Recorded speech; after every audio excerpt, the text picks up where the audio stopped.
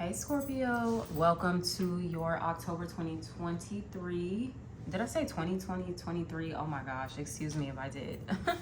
2023 tarot readings. I hope this message finds you well. If you're a Scorpio, Sun, Moon, Rising, and or Venus placement, then this reading is for you, okay?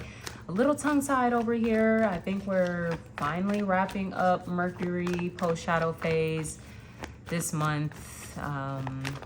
So good riddance. I'm like, so be gone, be gone. So let's go ahead and see what's going on for you guys this month. We've got a pretty active month with it being eclipse season, okay? Activation season, ascension season, sometimes breakdown season.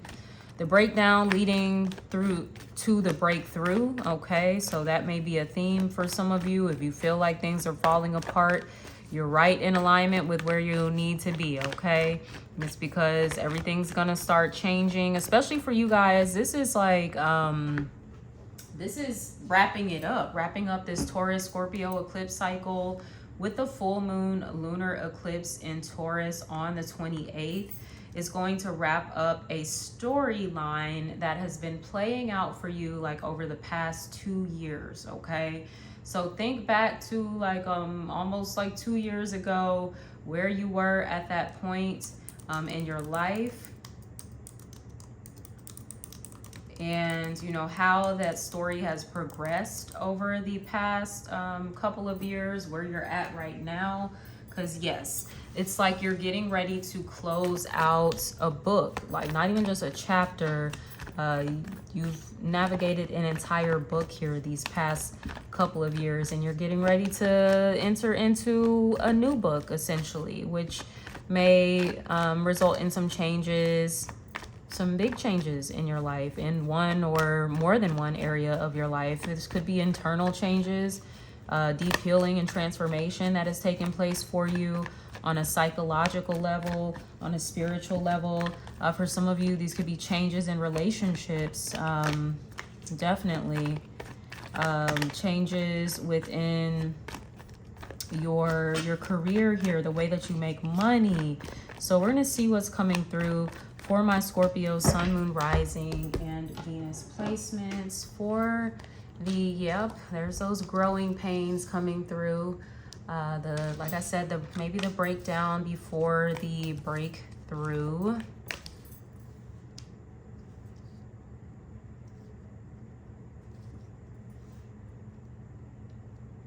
All right, so let's see what we have going on for you guys. Overall energy is the 5 of Cups. So there is an air of sadness or grief that is taking place for some of you Scorpios out there. This is what I'm associating with the growing pains. Now, there may be some loss. You know, I don't know if someone has passed away. If that is the case, definitely sending you my condolences. I'll pull a clarifier. This is, I will say, your only challenging card in your reading. However, it is like the overall energy of the month. So there may be, and that's not to say you're going to be sad the entire month, but there just may be this underlying energy. You know, even on the days that you're feeling really good and happy, there's just this little tint of sadness that is underneath the surface. Let's see about what. For some of you, we have the 9 of Wands, maybe a healing space that you've been in. There's been a bit of a struggle that you've gone through. For some of you, this can be related to some sort of trauma that you are processing, recent trauma, past childhood stuff. With the 2 of Swords, this may be something that you haven't been willing to look at, that the universe is like making really clear for you at this time, that you can't avoid this anymore. You can't, I'm hearing like delude yourself about something that really needs to be addressed. There's something you've been in denial about with that 2 of Swords. For some of you, it may be related to what you truly deserve, okay? Some of you may be settling in a way, and it's like you're kind of trying to convince yourself that whatever it is you're settling for is like, it's okay, it's not that bad. And it's not necessarily that it's not bad, but is it really good enough for you? Might be the better question to ask. Because I think some of you are so used to dealing with a lot of hardship, pain, and struggle that, you know, you are kind of desensitized to things that really aren't the best for you, okay? Yeah, there's something here around your self-worth with the Empress card that is coming through. For some of you, this is you recognizing your self-worth, and in you doing so, you know you're going to have to leave some things behind, right? I'm hearing old behaviors behind, old ways of navigating relationships, maybe a relationship in general. There could be one that you're like, I don't know if this really is aligned with me, if this is really a true reflection of my self-worth, who I know myself to be, and who I know, and what I know I'm truly worthy of here as well, okay? For some of you, I don't know if you are a mother with the Empress card. You may be focusing on motherhood. You know, if that's a newer journey that you've begun, or even if it's a journey you've been in for a while here. This may be, especially if you just had a baby, like some postpartum or something like that going on.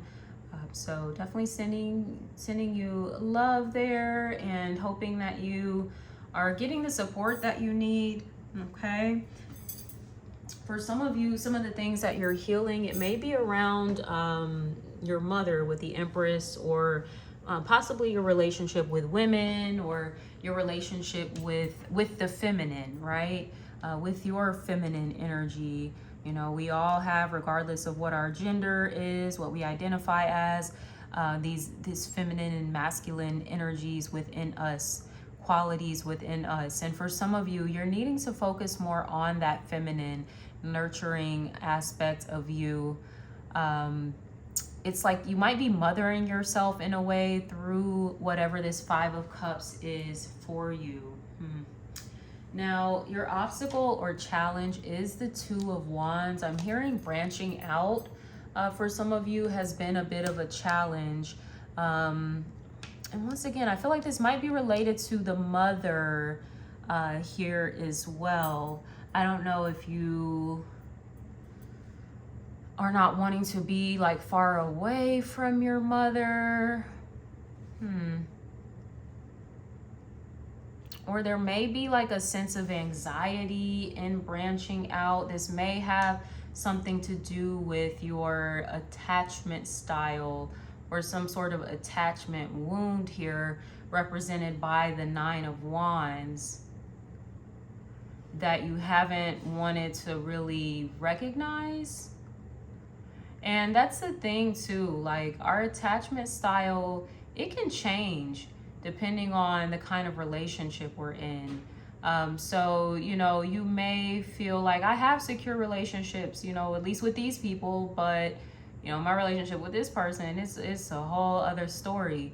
And you may want to dig a little deeper and, you know, sit with yourself, ask yourself some questions, you know, as to maybe why you have a specific type of attachment style with someone versus another person, okay? So yeah, there's something about you needing to like branch out here, or maybe you're wanting to, but you're having a hard time doing so. For others of you, we have 2 twos coming up so far. You're having a hard time making a decision about something. For some of you, I don't know if it's about moving. You may be deciding that you want to uproot and explore the world. Some of you might want to travel the world. You may be in a space where you're like, I don't want to be tied down to one space. I want to be more nomadic. Okay, that may be something that's coming through as well. And in doing so, it seems like you guys are going to be able to establish maybe a more clear or separate identity from, I think, the role that you've played like within your home, within your family dynamics, maybe even the role you play with your mother.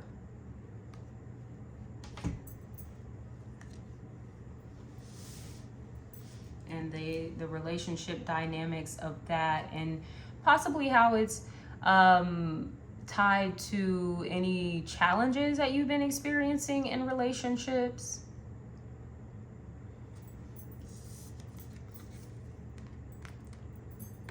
For some of you, you may feel like there's a delay with action or things moving forward, because maybe you're feeling like, I'm just kind of stuck in some grief right now.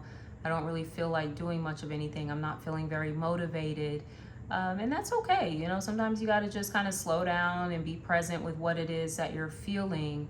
You know, keep in mind, it's the eclipses here that are definitely intensifying emotions and, you know, just situations that we're navigating this month.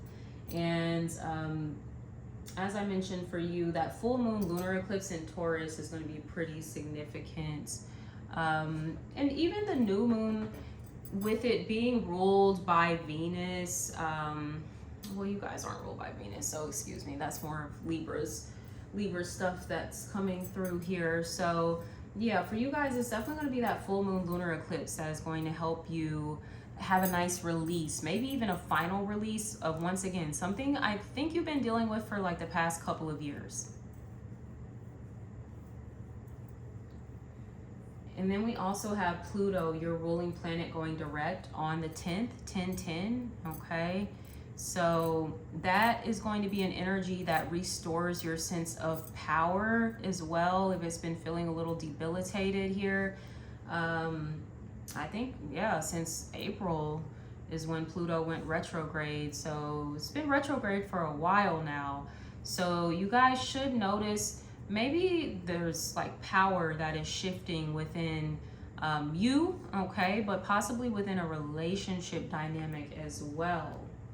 And then we do have Mars moving into your sign on the 12th as well, which is also going to be equally empowering. So between Pluto going direct, Mars in Scorpio, Mercury in Scorpio, and the Sun in Scorpio towards the end of the month, like, yeah, you're going to be feeling empowered.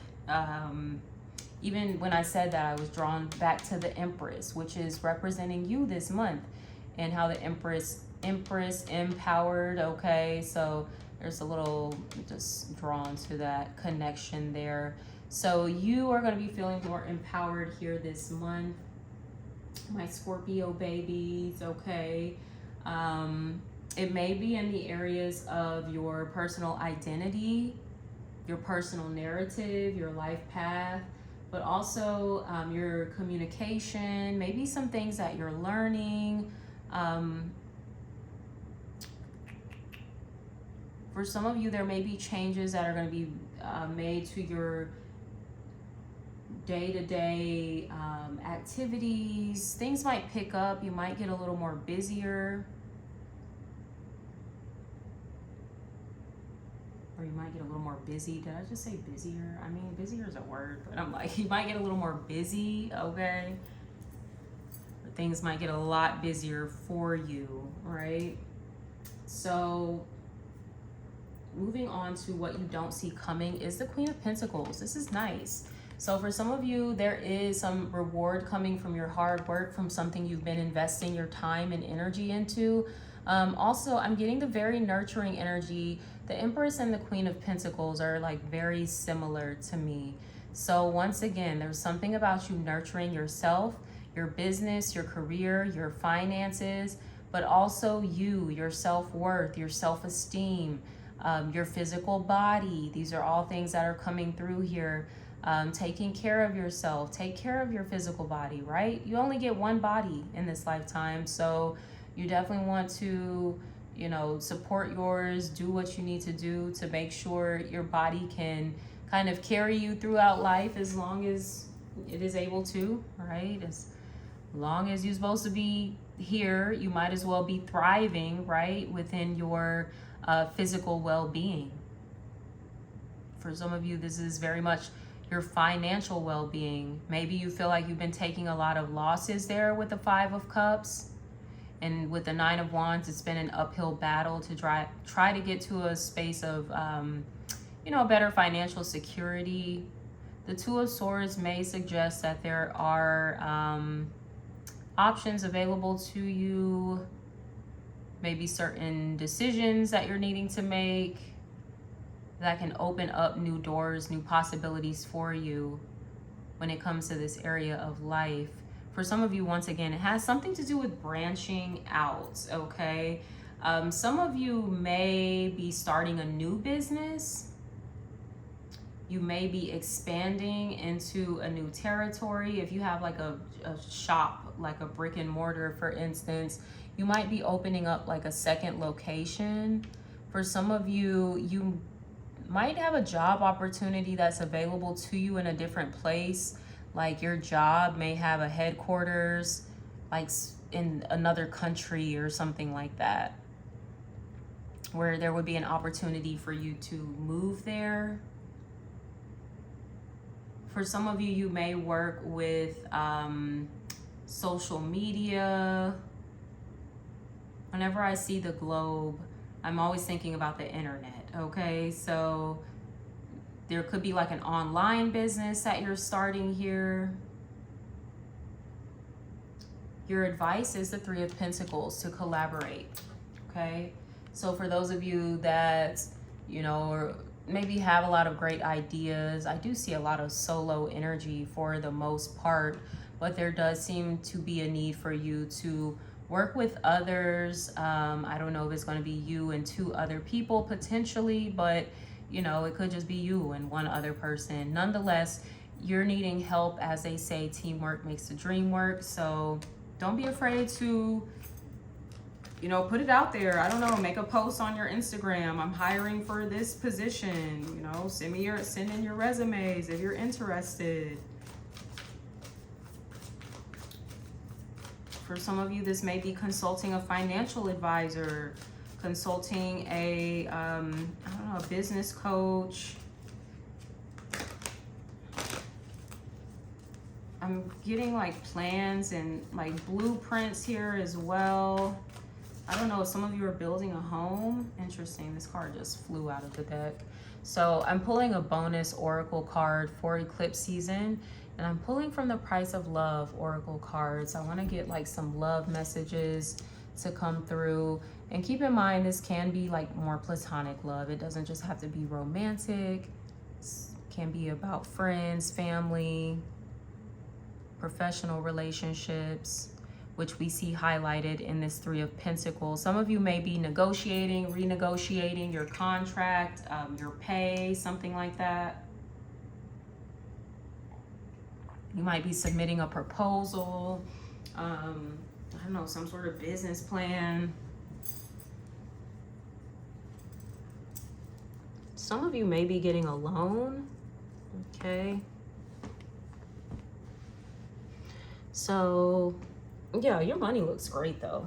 Money looks good. It does seem like maybe you're in a space of recovering financially. That Five of Cups can suggest that there have been some changes with your finances, but it looks like things are going to get on the up and up again.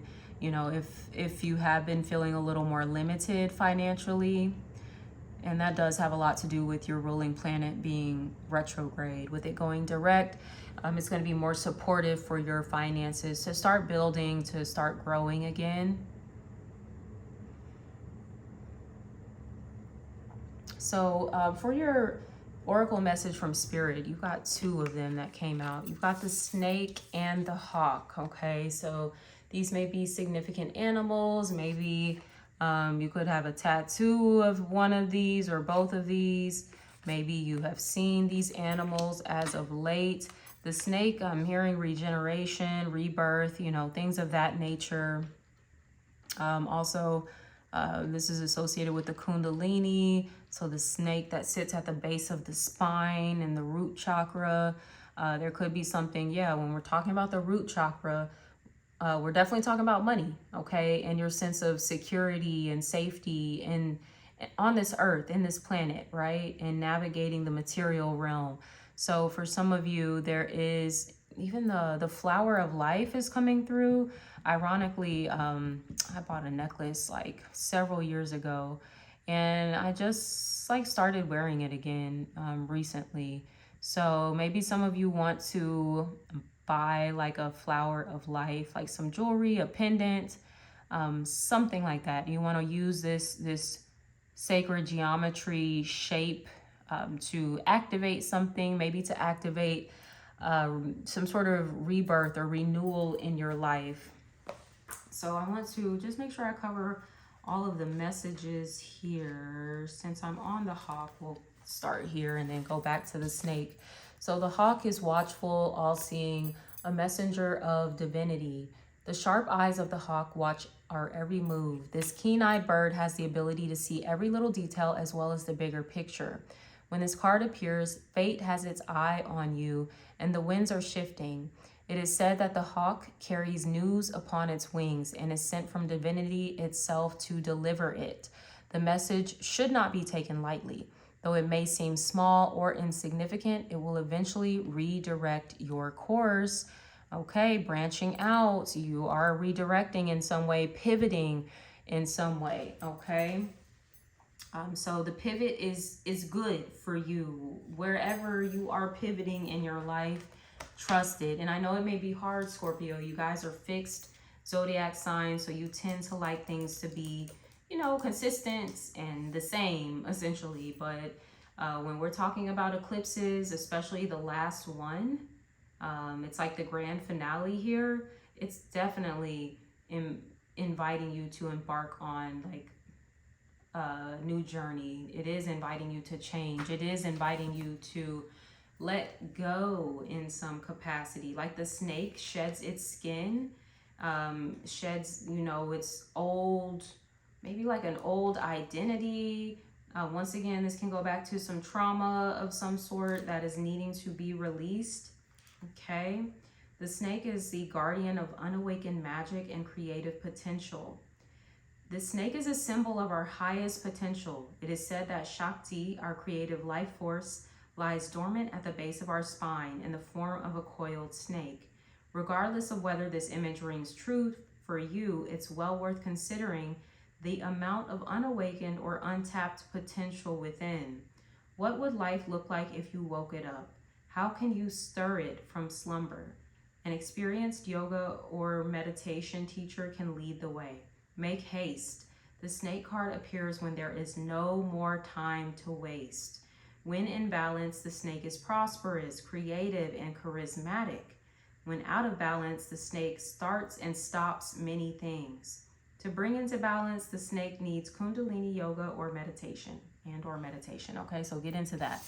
For your relationship oracle, we have forgiveness. So for some of you, there could be an opportunity with that Five of Cups to release some baggage that you've been holding on to from the past, maybe some resentment, anger, bitterness, you know,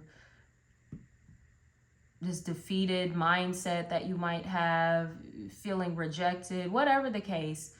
It's time to forgive. And it doesn't mean you necessarily have to do that through a conversation and text someone, I forgive you. Like, yeah, no, unless they're reaching out to you and offering an apology, I wouldn't just be initiating that kind of conversation with people. But hey, you do you, right? For some of you, this can be about self-forgiveness. That is needing to take place here as well, okay? Where, you know, maybe you have been beating yourself up, Five of Cups, about things from the past.